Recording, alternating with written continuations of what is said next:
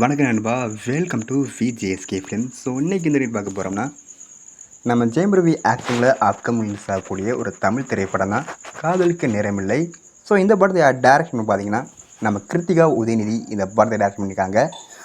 And படத்துக்கான star cost பார்த்தீங்கன்னா நம்ம ஜெயம் ரவி, நித்யா மேனன், யோகி பாபு, வினய் ராய், டிஜே பானு மற்றும் பல தமிழ் ஸ்டார் காஸ்ட் இந்த படத்தில் வச்சுருக்காங்க.